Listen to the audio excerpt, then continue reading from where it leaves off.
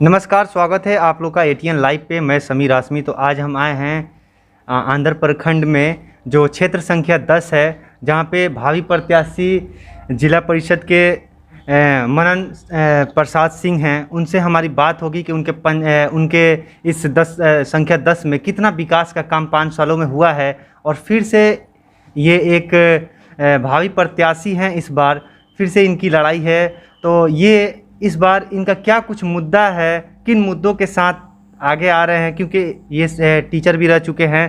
तो इनका क्या कुछ मुद्दा है विकास को लेकर, एजुकेशन को लेकर, इन सारे मुद्दों पे हम इनसे बात करेंगे। सबसे पहले स्वागत है हमारे चैनल पे आपका।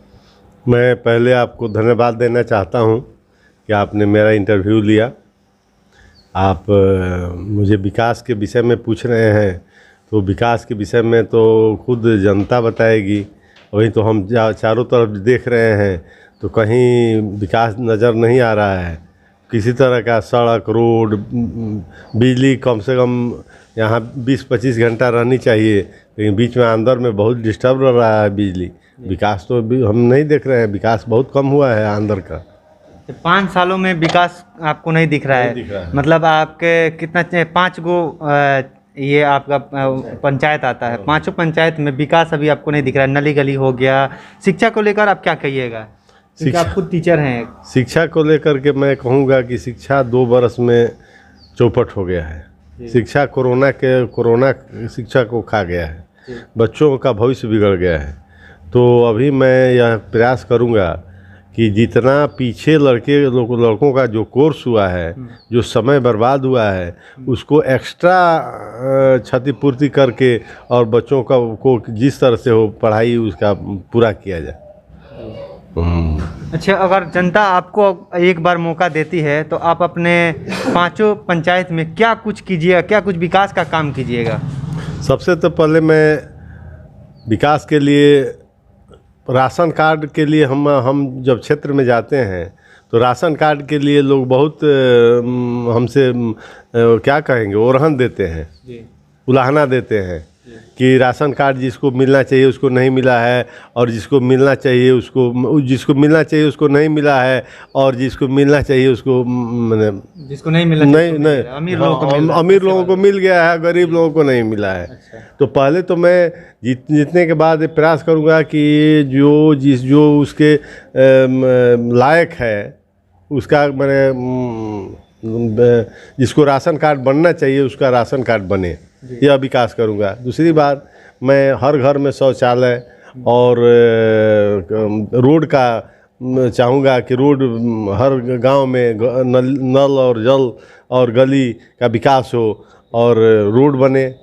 उसके साथ आपस में समरसता रहे, हर वर्ग के लोगों में समरसता रहे। अभी पीस कमेटी की बैठक हुई, उसमें हम आश्वस्त किए हैं कि हम आश्वस्त करते हैं कि मौलाना मजरुल हक की धरती है, यहाँ ना कभी कौमी एकता बिगड़ी है और न बिगड़ेगी।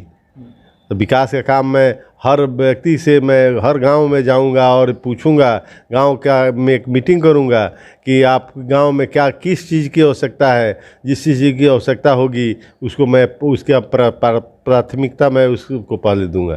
देखिए, जो भी प्रतिनिधि होते हैं वो तो वादे तो कर लेते हैं, हम विकास करेंगे, ये करेंगे, वो करेंगे, ठीक है, लेकिन जनता कैसे मान ले आपकी बात को कि आप जो बोल रहे हैं वो अपने वादों पे पूरा खरे उतरेंगे? यही तो मुझे दुख हो रहा है। मैं सुनता हूँ कि हमको भी लोग कहते हैं वो कि मैं वोट लेने के लिए लोग आते हैं, हाथ जोड़ते हैं, कहते हैं कि ये करेंगे वो करेंगे। अब वोट लेकर के लोग चले जाते हैं, कोई ताकने नहीं आता, 5 साल दिखाई नहीं देता है। यह सुन करके मुझे बहुत दुख होता है।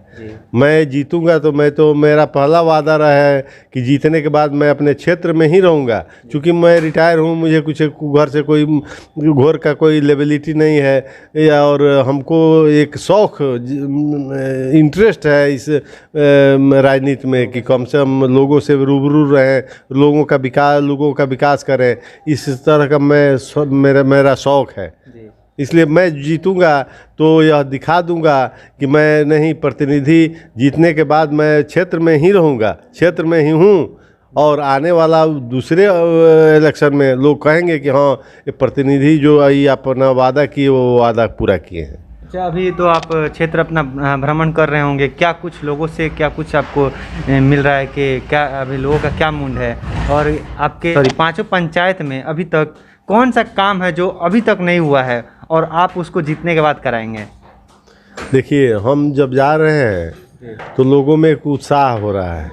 उत्साह हो रहा है कि बढ़िया स्वच्छ छवि वाले इस क्षेत्र में आए हैं, और अभी की जनता जो चाह रही है वह अपने नेता का स्वच्छ छवि चाहती है कि शांति प्रिय हो, स्वच्छ छवि हो, किसी का मैंने मोहित सोचने वाला ना हो, अपना खुद अपना विकास करने वाला ना हो, कि जनता का विकास करने वाला हो, वैसा छवि वाला। तो उस छवि के तहत मैं आता हूँ, और लोग में यह खुशी का लहर है कि एक स्वच्छ छवि वाला एक रिटायर आदमी आकर के हम लोगों में काम कर रहा है, और हमारे प्रति रुझान लोगों में है। यह मैंने देखने को मिलता है कि लोग में यह उत्साह है कि स्वयं मनन सिंह मैं ही हूँ जी। और मुझे यह आश्वस्त लोग कर रहे हैं। मैं देख रहा हूँ कि मैं चुनाव जीत रहा हूँ, मुझे इसमें कोई शक नहीं है कि मैं चुनाव नहीं जीतूंगा।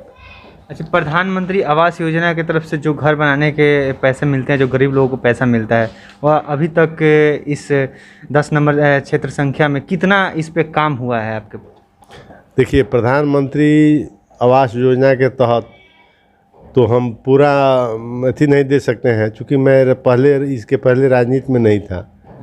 पूरा मैंने फिगर आंकड़ा नहीं दे सकता हूँ, लेकिन प्रधानमंत्री आवास की योजना के तहत कुछ 30-40% बना है घर, और अब बन रहा है, सो अच्छा बन रहा है, और जितना बनना चाहिए उतना नहीं बना है।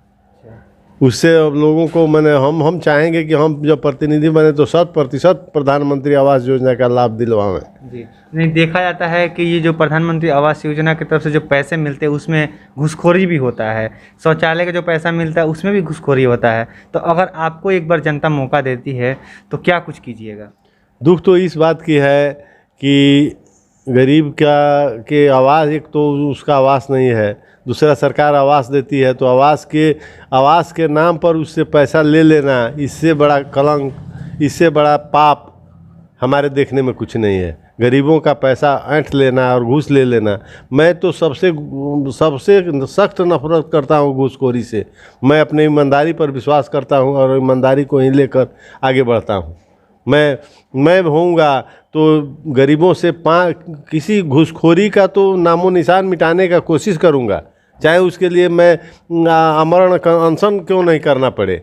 उसके लिए मैं घूसखोरी का तो सख्त विरोधी हूँ। मैं अपने कर्म पर और ईमानदारी पर विश्वास करता हूँ, और उसी पर मैं खरा उतरने का कोशिश करूँगा अपने जनता के बीच में। अच्छा, फिर से एक बार हम और जानने की कोशिश करेंगे आपसे कि आप टीचर हैं, शिक्षा के लिए क्या कुछ कीजिएगा? शिक्षा के लिए मैं स्कूल में समय से सब व्यवस्था दुरुस्त हो, इसके लिए सरकार से मैं प्रयास करूंगा कि सरकार स्कूल को दुरुस्त करे और समय से स्कूल खुले और समय से पढ़ाई हो।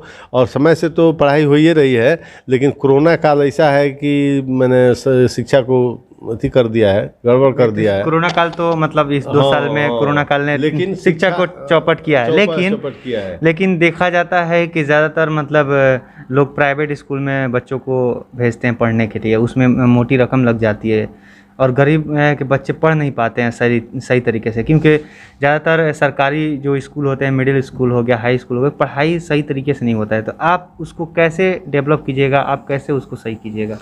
ये कहना कि सरकारी विद्यालय में पढ़ाई सही ढंग से नहीं होता है, यह सरासर गलत है। आज जनता में एक टेंडेंसी बन गई है कि हम अपने बच्चों को प्राइवेट स्कूल में पढ़ाएं। प्राइवेट स्कूल में पढ़ाने का एक शौक़ बन गया है। आज कोई गार्जियन ऐसा नहीं है, 90% गार्जियन ऐसा नहीं है कि अपने लड़के से आप पूछे कि तुम पढ़ने गए हो तो आए हो तो क्या क्या स्कूल में पढ़े हो, और उसका क्या क्या मैंने टास्क दिया गया है तुमको बनाने के लिए। अभी एक जा कर के देखिए तो कोई सरकारी विद्यालय का ही लड़का टॉप करता है, न कि कोचिंग और प्राइवेट विद्यालय का लड़का टॉप करता है। एक शौक़ बन गया है लोगों में, एक मानसिकता बन गई है। आप अपने बच्चों को सरकारी विद्यालय में, हमारे सरकारी विद्यालय के टीचर जो हैं वो क्वालिफाइड हैं, योग्य हैं, पढ़ाने योग्य हैं। लड़कों का रुझान और गार्जियन का रुझान पैसा दे करके प्राइवेट स्कूल में जाने का है, तो यह अच्छी बात नहीं है। हमारे टीचर योग्य हैं और हमारे सरकारी विद्यालय में पढ़ाई अच्छी होती है, समय से टीचर जाते हैं, समय से टीचर आते हैं। लास्ट सवाल हमारा ये रहेगा आपसे कि आप अपनी जनता से हमारे चैनल के माध्यम से क्या कहना चाहेंगे? जनता से कहेंगे कि अपने क्षेत्र में जो भी विकास का काम हो उस पर जागरूक रहें। जो किसी जनप्रतिनिधि का पैसा किसी योजना के तहत लगता है उस पर तत्पर रहें, उसकी माने उसकी गुणवत्ता पर ध्यान दें, और वो पैसा सरकार का पैसा नहीं है, वो आपका पैसा है, उस पर आप ध्यान दीजिए। और मैं जनता से अपील करूंगा कि आपस में सौहार्द बना करके रहें और आपस में मिलजुल कर रहें और अपना विकास करें। मैं अपील करूंगा अपने जनता से। जी, तो आप देख सकते हैं कि ये हमारे साथ मनन प्रसाद सिंह थे, जो भावी प्रत्याशी जिला परिषद से क्षेत्र संख्या 10 से हैं। तो इनका कहना है कि हम शिक्षा को आगे ले जाएंगे और जो विकास रुकी हुई है हमारे 5 पंचायत में, उसको हम आगे ले जाएंगे। उन सारे मुद्दों पे हमारी बात हुई। तो हमारे सहयोगी पंकज के साथ ATN लाइव आंध्र प्रखंड सिवान।